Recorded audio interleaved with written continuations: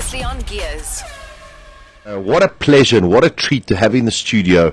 For those of you who followed circuit racing for quite a number of years, I will never ever forget going to Kyle Army as a slightly younger person than I am now, and hearing the roar of a rotary Mazda engine in those days, triple rotary engine, I think it was.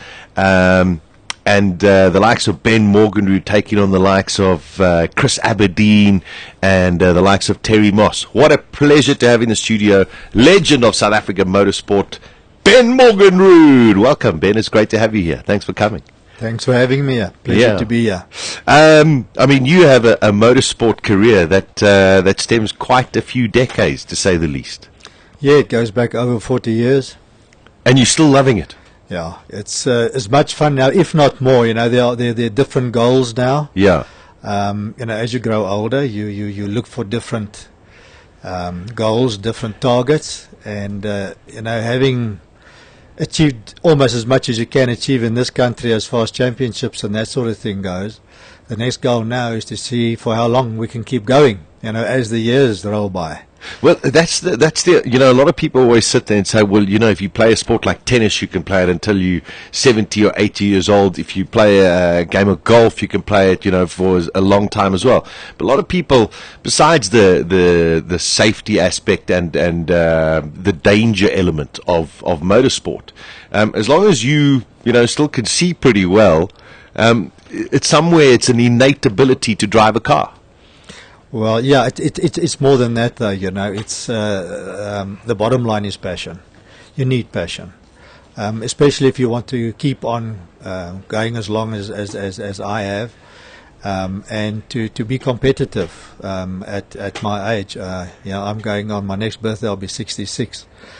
Incredible. And, I'm racing against guys that are a third of my age.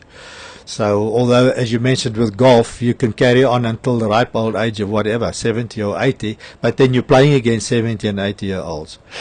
There aren't many 66-year-olds competing in motorsport, so I have to compete against the younger guys, but that's part of the fun right now. Yeah, no, and it is a tremendous amount of fun. If we go back, do you miss...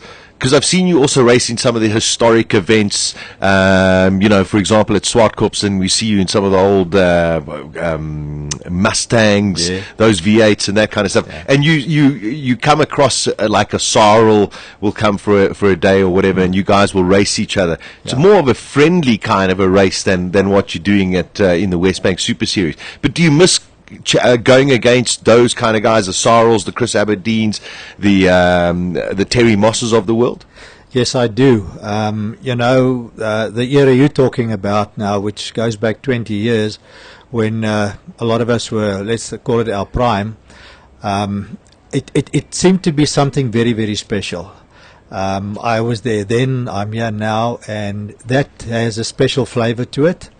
I think in large part due to the characters that you were racing against, and also it wasn't as professional in those years as it is now. You know, you were in a lot of the cases, not so much in Sarl's case. He was a professional. You know, we were called us semi-professionals, but we had to do everything. You know, you were your own mechanic. You drove your car. You got it to the circuit and back. You did your PR.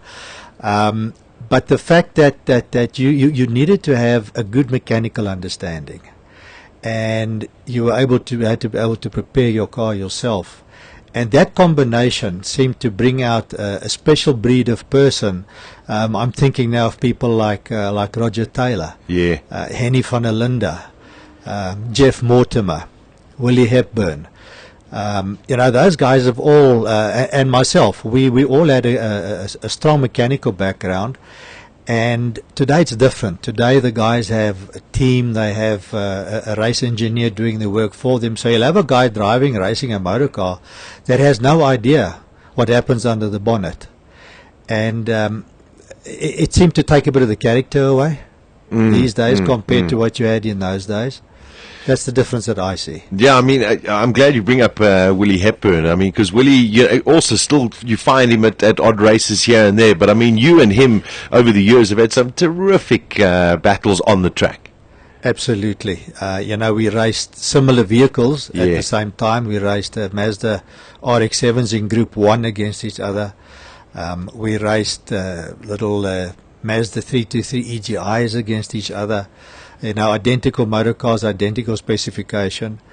And actually, I raced against Willie Hepburn on the drag strip. I'm talking about in the 80s. Willie gives me a good couple of years. I should almost say to him. But yeah, we've had between him and I, there's been a particular strong sense of competition. Now, you mentioned the word passion. I mean, because that's what's got to keep you when you're racing against people who are significantly younger than you in the V8 supercars. Is there an element of respect, or do they sit there and say, no, you shouldn't be here? I have heard people saying. Actually, we were in a restaurant one day in PE, and I just had a race that day with the RX-7 in production cars. This goes back to 2008. And there were people sitting in the booth next to us. They didn't know we were sitting next to them. And they were talking about, what does this old man want to be doing amongst the youngsters, in a sort of a derogatory way.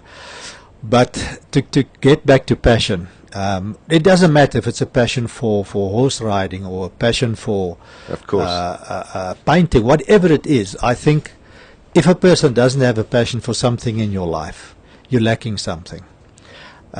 It also has its downsides, depending on how strong your passion is. In my case, the passion for motorsport just about overshadows everything else in my life,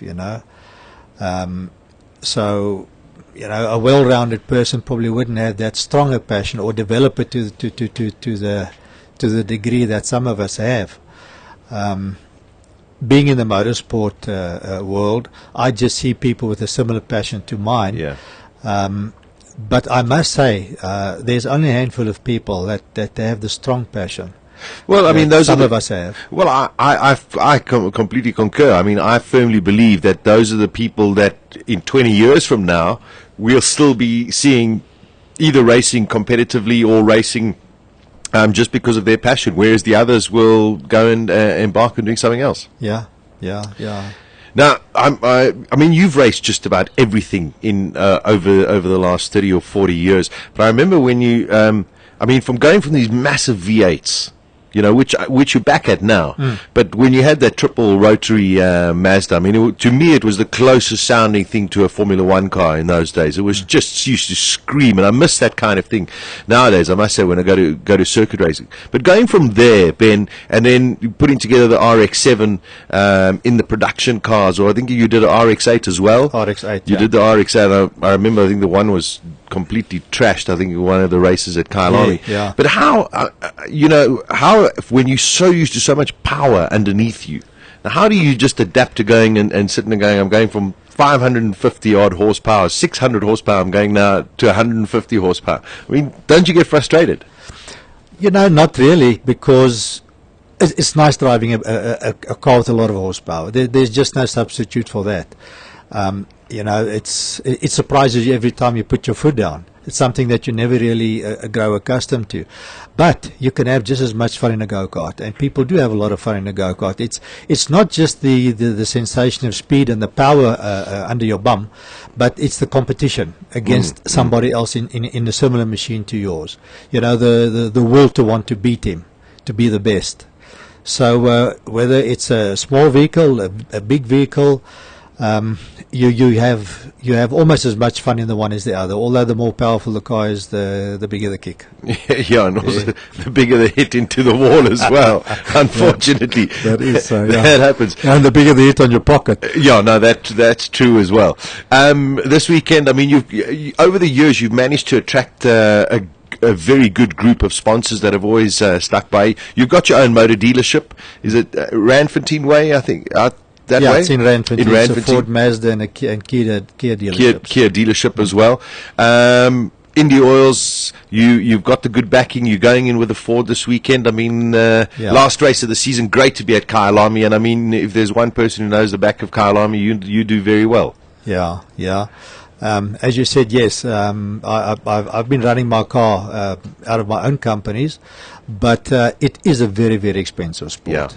And I needed help, and I looked around and tied up with Indy Oil.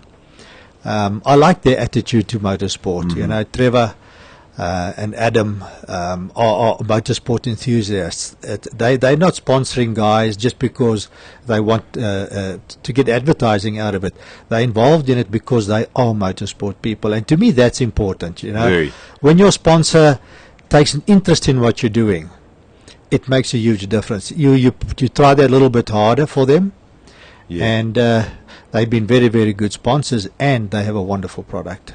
Yeah, which of course is always a blessing. I mean, it does help you. Yeah, no, I use their product in every part of the motor car, gearbox, engine, and I haven't had a single failure. And I must say, we've just run an engine now for a full season. Roger Taylor opened the engine last week. He went through that engine. We couldn't believe in what good condition that engine was. Well, it means you're going to blitz everyone this weekend. Put it back together with the same rings and bearings, almost negligible wear, nothing that we could pick up, and that's down to a good product, a good oil. Yeah, oil. Well, of course, and listen, the great thing about it is we had Graham Nathan in yesterday, we had Robin Kruger in on Friday. Adam's going to come in through tomorrow. I think it's also very important because we've seen circuit racing numbers, spectator numbers, unfortunately drop over the last couple of years, and there's a variety of factors. But I think it's also great for them as a company, to come on board and actually sponsor the full race day this coming weekend, last round as well, and hopefully it bodes well for the future. Yeah, well, people do comment about the spectator numbers that have fallen at the circuits, but when you look at the amount of competition that there is for any spectator these days, a person must almost expect that. Sure. But I would say to you that I think the overall exposure that a sponsor gets is not from the spectator sitting at the circuit so much as from the media, printed media, TV, radio, yourselves, radio, that sort of thing. And I think the exposure from that angle is far greater than what it was in the days when Kai Lamy was drawing 40 and 50,000 people. So that must be taken into account as well. No, listen, I couldn't agree with you more. I think there's, pros and cons of either side, but it's great to have that, there still are some sponsors that are getting very, very involved as well. Got a nice tweet here from David. He says, wow, awesome. I remember when Ben and Sarl raced against each other, a real blast from the past. Some great old racing. Ben, do you have something in your career that you maybe didn't get to where you really believed you could have? And whether it be financial, Well, the one thing that Sarl did that none of the rest of us had the guts to do, I would say, was to decide at an early age that he was going to be a professional race car driver. Yeah. The rest of us, let me speak for myself. I would have loved to have done it, but I was too chicken. I didn't want to get rid of my day job in case the motor racing didn't work. Yeah. But that's something that Sarl managed to do, and he did it very, very well. And I think more of us could have done it if we had decided to take the same route. So, sometimes I think that I should have put my job aside and packed my bags, gone overseas, raced over there, and possibly done a lot more in the motorsport world than I have. Yeah, well, I mean, listen, from a local perspective over here, what you've achieved, is unprecedented.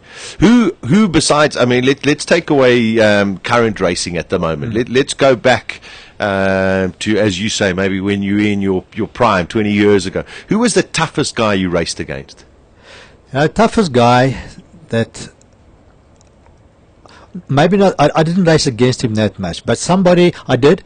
But somebody that sticks in my mind as a very, very determined, keen, willing competitor is a guy by the name of Johan Coetzee. I'm sure you remember Johan Coetzee. I know the name. Yes. Yeah, I come out of a oval track background. I started off racing oval track and drag racing.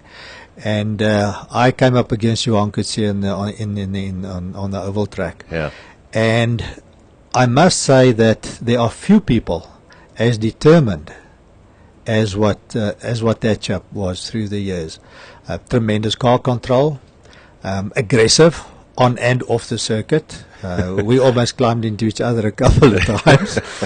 And then, apart from him, on an equal level would have been Tony Viana. Oh, yeah. Extremely determined. And then Willie Hepburn. I mean, Willie, I'm not going to put one above any of the other two. So I've mentioned them in order of when last they raced, sort of thing.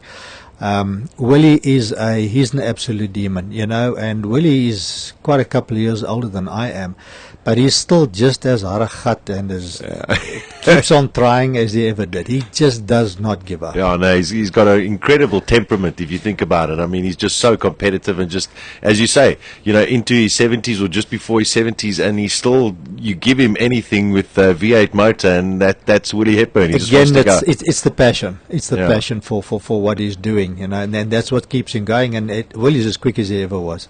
In terms of racing now, Ben, the guys that you are racing against currently, have you noticed anybody that's really, really special?